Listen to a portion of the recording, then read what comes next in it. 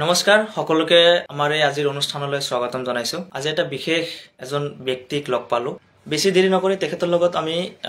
কথা পাতিবলৈ চেষ্টা কৰিম। প্ৰথমে মই তেখেতক দেখুৱাই লৈছো। এয়া মোৰ ওচৰত বহি আছে। প্ৰথমে আপোনাক আমি অনুষ্ঠানৰ মাজলৈ স্বাগতম জনাইছো। সবকে স্বাগতম জনাইছো। মই মোৰ পৰিচয় দিবলৈ সাজু হৈছো আৰু মোৰ নাম হল মোহাম্মদ খালিদ বিন সাইফ আৰু মই অৰিজিনেলি বৰপেটাৰ হও আৰু ইয়াতে মই কটন ইউনিভাৰ্চিটিৰ পৰা ইউজি আৰু পিজি কোৰ্স কৰিছিলো। 2018ত ইউজি পাস কৰিছো আৰু 2021ত পিজি পাস কৰিছো। হয়, ধন্যবাদ জনাইছো। আপোনালোকে ইতিমধ্যে গম পালে ব্যক্তিজন কোন হয়, কিন্তু কেৱল এইখিনিয়ে নহয়, ইয়াৰ আৰু কিছু কথা আছে যিখিনি কথা আমি তেখেতৰ লগত পাতিম। আৰু আজি আমি ফেচবুক লাইভ অহাৰ এটা উদ্দেশ্য হৈছে যে তেখেত সমগ্ৰ অসমৰ ভিতৰত তেখেতে যি মাষ্টাৰ ডিগ্ৰী কৰিছে সমগ্ৰ অসমৰ ভিতৰত প্ৰথম স্থান দখল কৰিবলৈ সক্ষম হৈছে। কিন্তু এই খবৰটো আচলতে কোনো সংবাদ মাধ্যম বা ফেচবুক লাইভে হওক বা বেলেগ কোনো মাধ্যমে হওক কিন্তু খবৰটো কোনো প্ৰকাশ পোৱা নাই। গতিকে মই ভাবিলো মোৰ অনুৰোধটো তেখেতে ৰক্ষা কৰিছে, তাৰ কাৰণে ধন্যবাদ জনাইছো। আৰু মই প্ৰথমতে জানিব বিচাৰিম প্ৰথম স্থান পোৱাৰ সেই আৰৰ কাহিনীটো আপুনি কোনটো বিষয়ত পাইছে আৰু কোনটো ইউনিভাৰ্চিটিৰ পৰা পাইছে অকমান জনাই দিব। হয়, ধন্যবাদ জনাইছো আমাৰ জানিয়াৰ ছাৰক। যিকি নহওক মই আচলতে কটন ইউনিভাৰ্চিটিৰ পৰা বহুত সপোন আছিলে আৰু বহুত দিন এইটো সপোন থকাৰ পাছত মই কটন ইউনিভাৰ্চিটিত এডমিশ্যন পালো। তাৰ পাছত 2018ত ভাল ৰিজাল্ট কৰিবলৈ সক্ষম হৈছিলে। সকলোৰে দোৱা আশীৰ্বাদত মই গোটেই অসমৰ ভিতৰত টপাৰ হৈছিলো আৰু তাৰ পৰা 2018ত মই গোল্ড মেডেল পাইছিলো। আৰু শেষত আহি আৰু কটনতে মই পিজি কোৰ্স কৰিলো আৰু পিজি কোৰ্সত মই আকৌ সেই একে ৰেংকতে অৱতীৰ্ণ হৈছো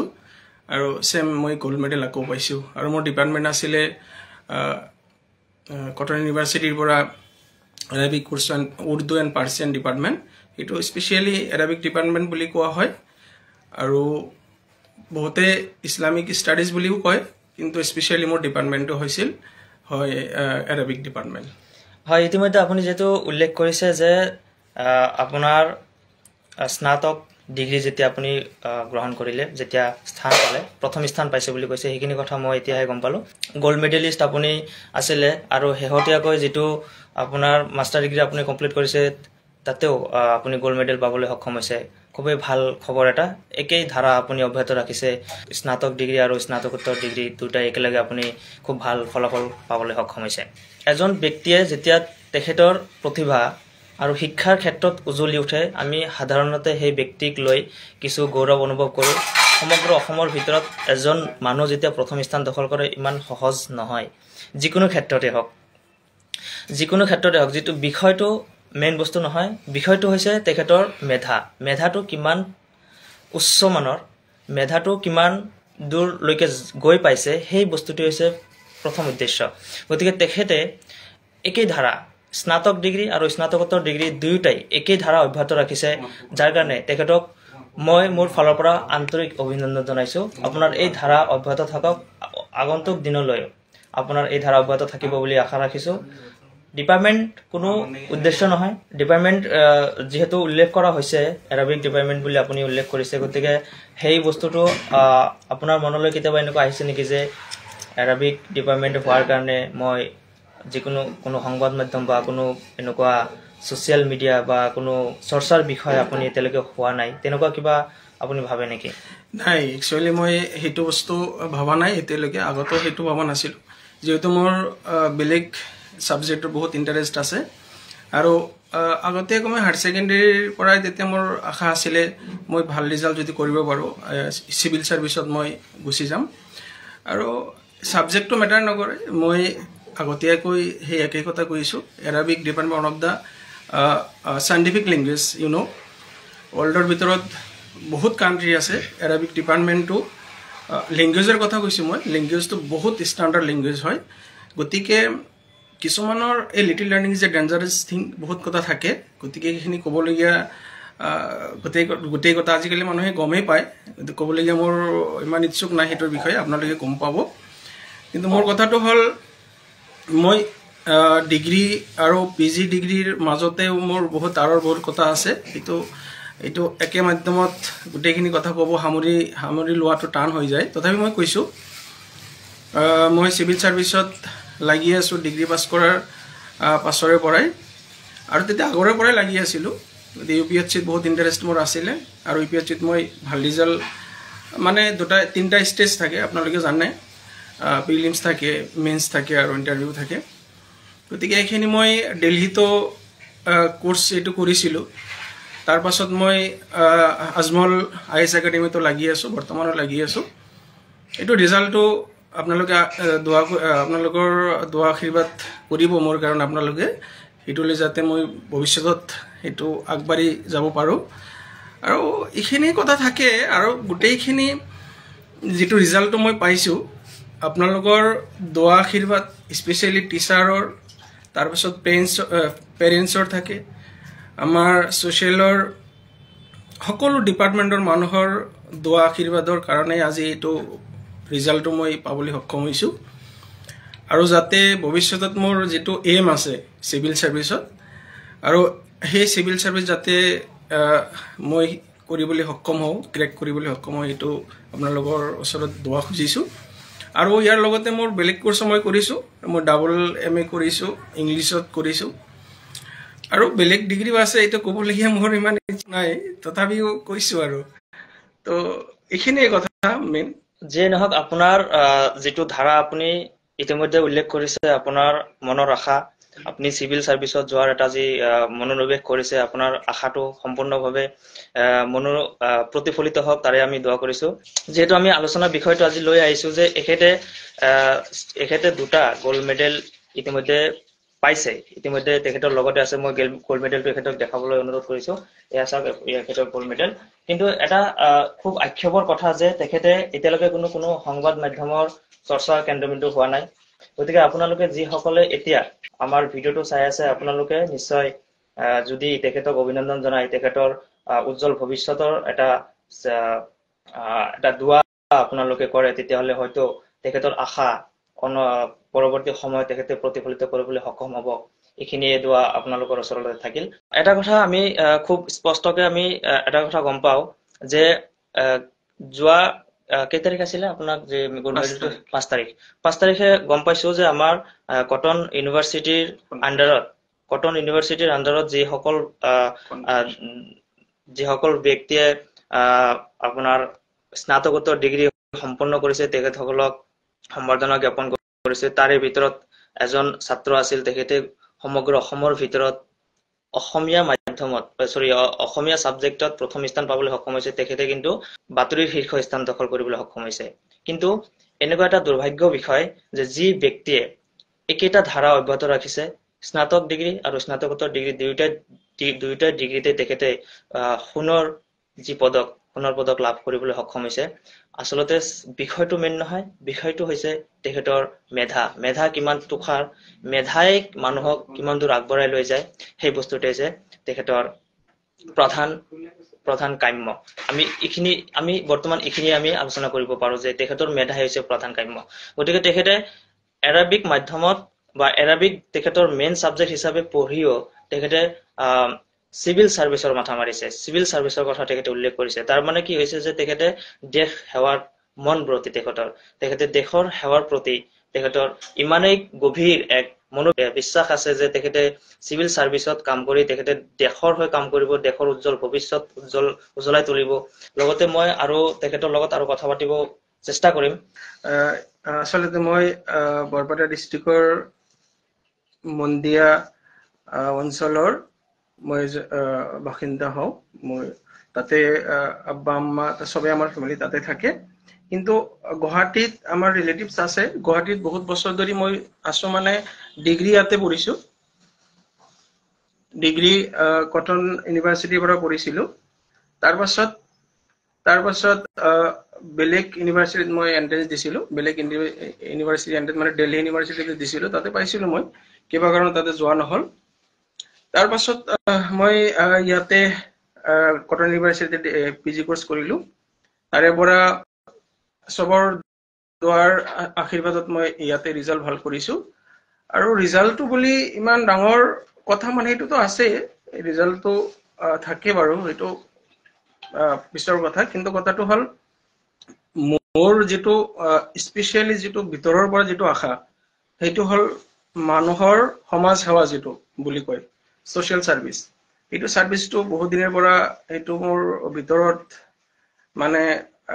এটা এম বুলি ডাঙৰ এম্বিশন সেইটো মোৰ আছে তো সেইটো এম্বিশনত সবৰ ওচৰত দোৱা খুজিছো দোৱা মাগিছো যাতে সেইটো উত্তীৰ্ণ কৰিব পাৰো উত্তীৰ্ণ হোৱাটো বহুত ডাঙৰ কথা হয় বহুত এম্বিশন তাৰ ভিতৰত বহুত ড্ৰিম তাৰ ভিতৰত সোমাই আছে সবে আপোনালোকে জানে আজিকালি এৰ যুগত গোটেইখিনি কথা ক'বলগীয়া প্ৰয়োজন নাই civil service কেনেকুৱা বস্তু হয় one of the toughest exam of all over the world not only India তো এই পৰীক্ষাত কেনেকুৱা উত্তীৰ্ণ কৰিব পাৰো কেনেকুৱা সাকসেস হ'ব পাৰো তাৰে কামনা কৰিছো আপোনালোকে হেতুৰ কাৰণে দোৱা কৰিব আৰু নেক্সট বৰ্জা যেটো আহি আছে এটো বৰ্তমান জীৱনত যেটো এডুকেশনৰ ফিল্ডটো বহুত এসেনশিয়াল হয় ইম্পৰ্টেন্ট হয় মই হেতুৱে ভাবো সেই কাৰণে মই হেতুৰ ক্ষেত্ৰতে জড়িত হৈ আছো ধন্যবাদ জনাইছো আপোনাৰ বহুমূল্য মন্তব্য আপুনি ইতিমধ্যে আগবঢ়াইছে আৰু কৈছে যে সিভিল সাৰ্ভিসত যেহেতু আপুনি যাব বিচাৰে গতিকে আপোনাৰ মনোকামনা পূৰ্ণ হওক তাৰে আমি কামনা কৰিছো কিন্তু এই মুহূৰ্তত মই আপোনাক জনাব আপোনাৰ পৰা কিছু কথা জানিম আপুনি কি ভাবে যেহেতু আপুনি এজন উচ্চ শিক্ষিত এজন ব্যক্তি কিন্তু আপুনি সৰু কালৰ পৰাই আপুনি মাদ্ৰাছাৰ সৈতে জড়িত মাদ্ৰাছাৰ পৰা আপোনাৰ প্ৰাথমিক শিক্ষা যেটো আৰম্ভণি মাদ্ৰাছাৰ পৰা হৈছে আপুনি মাদ্ৰাছাৰ পৰা উঠি আহি আপোনাৰ দেশৰ প্ৰতি ইমান এটা গভীৰ যি বিশ্বাস সেই বিশ্বাসত আপুনি ইতিমধ্যে মন মেলিছে আপুনি কেতিয়াবা ভাবি নেকি যে এই মাদ্ৰাছাত পঢ়া ছাত্ৰ ছাত্ৰীসকলে দেশৰ হৈ বহুত কিবা কিবি কৰিব পাৰে যদি ইচ্ছা কৰে গতিকে এটা সময়ত আমি মাদ্ৰাছা বুলি ক'লে হয়তো বহুতে বহুত ধৰণৰ কথাই ভাবিছিলো কিন্তু বৰ্তমান যেহেতু মাদ্ৰাছা সম্পূৰ্ণভাৱে আমাৰ গভৰ্ণমেন্টৰ ফালৰ পৰা বন্ধ কৰি দিয়া হৈছে সেইটো এটা বেলেগ পৰ্যায় আমি সেই বিষয়লৈ আগবাঢ়ি নাযাওঁ কিন্তু প্ৰথম কথাটো হৈছে যে আপুনি মাদ্ৰাছা বেকগ্ৰাউণ্ডৰ পৰা আহিছে যদি মাদ্ৰাছা বেকগ্ৰাউণ্ডৰ পৰা যেটো আপুনি আহিছে আপোনাৰ যেটো মনোকামনা পূৰ্ণ হওক তাৰে কামনা কৰিছো কিন্তু মাদ্ৰাছাৰ বিষয়ে আপুনি দেখা ক'ব যে মাদ্ৰাছাত পঢ়িও আমি ইঞ্জিনিয়াৰ ডক্টৰ আইএএছ অফিচাৰ বা সিভিল সাৰ্ভিসৰ দৰে টাফ এক্সাম বিলাক আমি ক্ৰ্যাক কৰিব পাৰো কি কয় হয় ধুনীয়া কোৱেশ্চন আসলতে মাদ্ৰাছা বুলি ক'লে বহুত কথা আহি যাব ইয়াৰ ভিতৰত মাদ্ৰাছা বস্তুটো আমি যদি এজ এ ওয়াৰ্ড হিচাপে চাও মাদ্ৰাছা মানে এটো এৰাবিক ওয়াৰ্ড হয় এটো যদি আমি ইংলিশত ট্ৰান্সলেট কৰিলে হ'ব এটো স্কুল একচুয়ালি এটো ট্ৰান্সলেট স্কুল বুলি কোৱা হয় কিন্তু আমি মাদ্ৰাছা বুলি ক'লে পাৰ্টিকুলাৰলি এটা ৰিলিজনক ধৰি লৈছো গতিকে হেতু বিষয়ত যাবলগীয়া মোৰ ইমান ইচ্ছুক নাই আমি যিবিলাক হায়াৰ এডুকেটেড মানুহ হয় সেইবিলাক ভালকে বুজি পাব আৰু মাদ্ৰাছাত পঢ়ি মানুহ এজনে ভাল ৰিজাল্ট ভাল মানুহ হ'ব বা ভৱিষ্যতত যে ভাল কাম কৰিব পাৰে হেতু মোৰ বুলি কথা নাই গোটেই পৃথিৱীত আপোনালোকে চাব পাৰে গোটেই পৃথিৱীত মানে বুলি কৈছো ধৰক আপুনি Cairo one of the oldest university যেটো আল আজহাৰ ইউনিভাৰ্সিটি বুলি কোৱা হয় তাতে বহুত ধৰণৰ শিক্ষা দিয়া হয় আপোনালোকে ভালকে জানে তাৰ পাছত মদিনা ইউনিভাৰ্সিটি আৰু তাৰ বাহিৰত মই ইণ্ডিয়াৰ কথা কৈ আছো ইণ্ডিয়াত আমাৰ AMU আলিগড় মুছলিম ইউনিভাৰ্সিটি তাৰ পাছত JMI জামিয়া মিলিয়া ইছলামিয়া যেটো ইউনিভাৰ্সিটি হয় তাতে বহুত মাদ্ৰাছা ষ্টুডেন্ট বিলাক তাতে যাই আছে বা পঢ়ি আছে ভাল ৰিজাল্ট কৰি আছে তে মাদ্ৰাছা পঢ়িলে হেতু এটা স্কুল আমি যদি লিটাৰেচাৰ সাবজেক্ট চাও তাতে বহুত ধৰণৰ শিক্ষা দিয়া হয় এটো আমি ভালকে জানিব লাগে একচুয়ালি যদি আমি ডিপলি হেতু এডুকেটেড মানুহে ভালকে বুজিব ডিপলি যদি আমি ভালকে পঢ়ো কিতাপবিলাক তেতে আমাৰ ৰিলিজিয়াছৰ বিষয়ে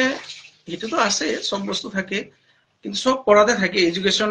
যিকোনো সাবজেক্ট জেনারেল সাবজেক্টতো থাকে রিলিজিয়াস বিষয়ে কিন্তু মাদ্রাসা ওয়াৰ্ডটোৱে আমাৰ মানে ডিফাৰেন্সিয়েট কৰি দিছে গতিকে হেতু বিষয় মই যাবলৈকে মানে ইচ্ছুক নাই কিন্তু মাদ্রাসাত পঢ়িলে ভাল ৰিজাল্ট কৰিব পাৰে তাতে এটা ভাল এটা মানে কি হয় সোশ্যাল এনভায়ৰনমেন্ট পায় গোটেই মানুহৰ লগত কেনেকুৱা থাকিব লাগে কেনেকুৱা সময়টো ইউজ কৰিব লাগে ভাল লিখা পঢ়া কেনেকুৱা কৰিলে মানুহে গোটেই সমাজত গোটেই ওয়াৰ্ল্ডত এজন ভাল শিক্ষিত মানুহ হ'ব পাৰে হেতু শিক্ষা দিয়া হয় আৰু তাৰে বেসিক স্ট্ৰাকচাৰ যদি বেসিক ফাউন্ডেশন ক'বলগীয়া ফালে যাওঁ তেনেহ'লে মই বেসিক মানে মাদ্ৰাছাৰ পৰা ষ্টাৰ্ট কৰিছিলোঁ তাৰ পৰা বহুত বস্তু মই পাইছোঁ আৰু হাদিছৰ কথা যদি কওঁ তো হাদিছত হুজুৰ সাল্লাম এখেতে কৈছিলে বাল্লিগু আন্নি ওয়ালাউ আয়া এটোৰ মানে ট্ৰান্সলেট যদি কৰোঁ এনেকুৱা আহি যায় যে তুমি যদি এটা বস্তু যদি জানা এটা শব্দ যদি জানা তুমি সেইটো বেলেগক মানে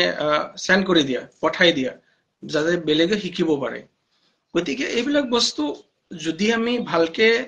চিন্তা চৰ্চা কৰি চাওঁ তেনেহ'লে আমি বুজি পাম কিন্তু আমাৰ এটা সাইড মানুহে এটাক কৰি আছে সেইটো ফালে মই বাৰে বাৰে কৈ আছো গুছি নাযাওঁ কিন্তু আপোনালোকে মাদ্ৰাছাত পঢ়ি ফেলে উইকনেছ হ'ব নালাগে এইটো মূল কথা মাদ্ৰাছাত পঢ়ি উইকনেছ যাতে নহয় আপোনালোকে যেহেতু আমি কথা পাতি আছো আমি ৰিলিজিয়নৰ কথাটো এতিয়া নাপাতো ধৰ্মৰ কথাটো কিছু সময়ৰ কাৰণে আমি বাদ ৰাখিম আমি অকল এডুকেশ্যনৰ কথা পাতিম এডুকেশ্যনটো হৈছে তেখেতে মাদ্ৰাছাত পঢ়ি অহা উচ্চ শিক্ষিত এজন যুৱক আৰু তেখেতৰ বহুত আশা আছে তেখেতৰ বহুত সপোন আছে সপোনখিনি দিঠক হওক তাৰে কামনা কৰিছো যেহেতু আমি এডুকেশ্যনৰ কথাটো পাতি আছো শিক্ষাৰ ক্ষেত্ৰখন তেখেতে কি ভাবে যে মাদ্ৰাছাত পঢ়ি অহা এজন মানুহ মাদ্ৰাছাত উঠি অহা এজন যুৱক আজি বিশ্ব আমাৰ অসমৰ পৰাই বহুত উদাহৰণ আছে যে লণ্ডন আমেৰিকা এনেকুৱা ধৰণৰ কাণ্ট্ৰিবিলাকত আমাৰ অসমৰ যুৱক মাদ্ৰাছাত পঢ়ি অহা কিছুমান যুৱকে উচ্চ পদত বিষয়া হিচাপে কৰ্মৰত হৈ আছে মাদ্ৰাছা আৰু সাধাৰণ যিটো শিক্ষা আমি সাধাৰণতে গ্ৰহণ কৰোঁ গতিকে মাদ্ৰাছাৰ লগত জড়িত থকা এই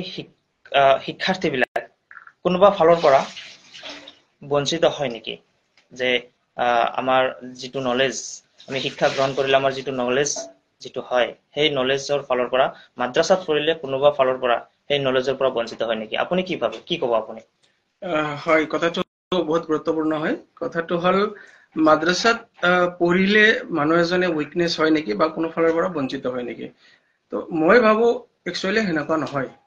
যদি কোনোবাই ভাল লিখাপঢ়া কৰে লিখাপঢ়া কৰাৰ পাছত মানুহ এজনে সব জায়গাতে মানে তাৰ ৰেসপেক্ট এটা থাকে আৰু মানুহ এজনে উত্তীৰ্ণ কৰিব পাৰে এতিয়া মাদ্ৰাছাত পঢ়িলে ডক্টৰ ইঞ্জিনিয়াৰ নহব বুলি এনেকুৱা কোনো আমাৰ কনস্টিটিউশনত লিখা নাই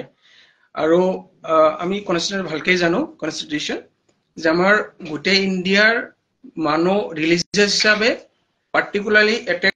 কৰাৰ কোনো সিস্টেম তাতে লিখা নাই গতিকে আমি ভাবো লিখাপঢ়া কৰিলে যদি মাদ্ৰাছাত পঢ়া এটা ষ্টুডেণ্টে ভাল লিখাপঢ়া কৰে 100% হি সাকসেস হ'ব এইখিনি মূল কথা যদি ভাল ৰিজাল্ট কৰিব পাৰে তাৰ পাছত বেলেগ কিবা কিবি মানুহে ভাবি থাকে গতিকে মই হেতুত একমত নহওঁ আৰু আগতে নাছিল বৰ্তমানৰ নহওঁ কিন্তু কেতিয়াবা কেতিয়াবা অলপ দুখ লাগে এইটো বেলেগ কথা এইটো ৰিলিজিয়াছৰ ফালৰ পৰা এইটো মই ক'বলৈ নাযাওঁ কিন্তু লিখাপঢ়া যদি ভাল হয় আজি মাদ্ৰাছাত পঢ়ি পেলাই ডক্টৰ হৈ আছে মাদ্ৰাছাত পঢ়ি পেলাই ইঞ্জিনিয়াৰ হৈ আছে বহুত ষ্টুডেণ্ট ডক্টৰ হৈছে আপোনালোকে গম পাব গোটেই ডাটা দিবলগীয়া মোৰ ইচ্ছুক নাই কিন্তু আপোনালোকে এটা বস্তু গোটেই যিবিলাক ষ্টুডেণ্ট মাদ্ৰাছাত পঢ়ি আছে সেইবিলাক মই কৈ আছো যে আপোনালোকে ভালকে পঢ়ক ভাল ৰিজাল্ট কৰিলে সব জায়গাতে তাৰ সমাধান আছে সমাধান মানুহে কৰিবই আৰু education is a life long process education of the backbone of human life গতিকে এডুকেশ্যন যদি আমি ভালকে কৰোঁ এইটোৰ এক্সট্ৰা যিটো ৰেসপেক্ট থাকে এইটোৰ যিটো অনাৰ থাকে এটা সব জায়গাতে পাম এইটো মোৰ কথা তেখেতে বহুত ধৰণৰ মন্তব্য ইতিমধ্যে আগবঢ়াইছে আৰু কিছুমান কথা জানিম তাৰ কথাটো হৈছে যে তেখেতে যেহেতু সিভিল সাৰ্ভিসত যাব গতিকে সিভিল সাৰ্ভিস লৈ মই দুআষাৰ কথা জানিব বিচাৰিম যে সিভিল সাৰ্ভিসটো হৈছে আপুনি কেতিয়াবা ভাবে নেকি যে মই মাদ্ৰাছাৰ পৰা আহিছো গতিকে ইউপিএসসিৰ দৰে পৰীক্ষাত মই বহিব নোৱাৰিম কাৰণ তাতে ইংৰাজী ভাষাত আমি লিখিব লাগিব বা আমাৰ জিওগ্ৰাফি কিছুমান কোৱেশ্চন আহিব হিষ্ট্ৰী কোৱেশ্চন আহিব আমাৰ কাৰেণ্ট এফেয়াৰ আহিব সেইবিলাক বস্তুত আমি এৰাবিকত পোৱা নাই তেনেকুৱা কেতিয়াবা কিছুমান ভাবি নেকি হয় কথাটো আসলতে বহুত এসেনশিয়াল হয় যেহেতু মাদ্ৰাছাত পঢ়া ষ্টুডেণ্ট বিলাকে কিছুমান বস্তু নাপায় বেসিক বস্তু সকলোৱে তাৰমানে চেষ্টা কৰিলেও বস্তুবিলাক নাপায় আৰু কিছুমান ক্ষেত্ৰত তেহেঁতো বঞ্চিত হৈ থাকে কিন্তু মই ভাবো যদি ইচ্ছা থাকে যদি কোনোবাৰ ভালকে পঢ়িবলৈ ইচ্ছা আছে মন আছে তেনেহলে পঢ়িব পাৰে নো ডাউট ইম্পসিবল বুলি কথা নাই কিন্তু আছে তথাপিও কিন্তু কথাটো হল যদি আমি ভালকে ইংলিশটো পঢ়ো ইংলিশটো এটা লিটাৰেচাৰ হয় গতিকে সৰু বাচ্চা এটা একো নাজানে যেতিয়া এনভাইৰনমেণ্টটো পাই যায় তেতিয়া ইংলিছতো কথা ক'ব পাৰে এৰাবিকো পাৰে চাইনিজো পাৰে গতিকে মানুহে কৰিব পাৰে সেইটো ইমান ইম্পচিবল কথা নাই যদি আমি কৰবাত এইটো বঞ্চিত হৈছো আমি আগবাঢ়ি যাব লাগিব চেষ্টা কৰিব লাগিব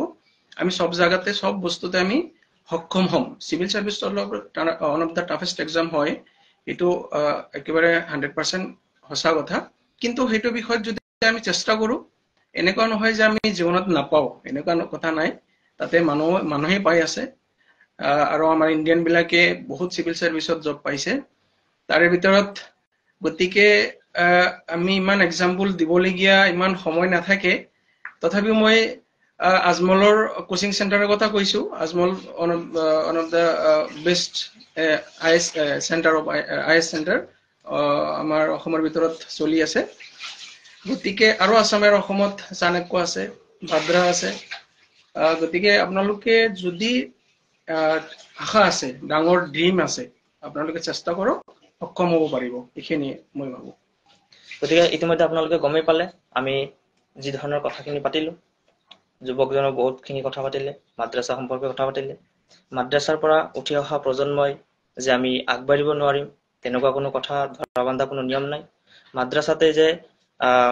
সাধাৰণ জ্ঞান আমি নাপাও মাদ্ৰাছাত পঢ়িয়ে যে আমি বিজ্ঞানৰ জ্ঞান নাপাও মাদ্ৰাছাত পঢ়িলে আমি গণিতৰ জ্ঞান নাপাম ভৌগোলিক জ্ঞান নাপাম ৰাজনৈতিক জ্ঞান নাপাম তেনেকুৱা কোনো কথা নাই মাদ্ৰাছাত পঢ়ি আমি সকলো জ্ঞানে আয়ত্ত কৰিব পাৰিম যদি আমাৰ মনৰ ইচ্ছা থাকে মনোবল থাকে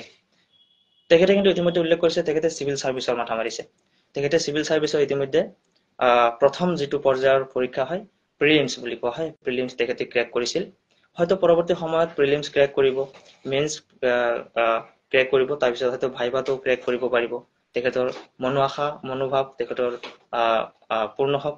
তাৰে কামনা কৰিম আমি কাৰণ উঠি অহা প্ৰজন্ম আমি আৰু এইজন হৈছে সেই উঠি অহা প্ৰজন্মৰ ভিতৰত এজন আমি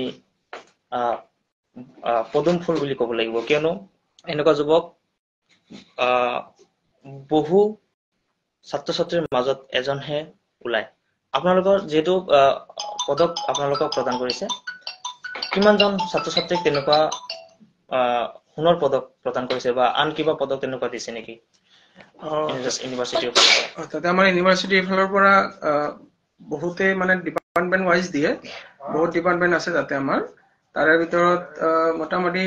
28-30টা মানে ডিপাৰ্টমেন্ট আছে গতিকেটা যোনে টপাৰ হৈছে এখেতক দিয়া হৈছে সোণৰ পদকটো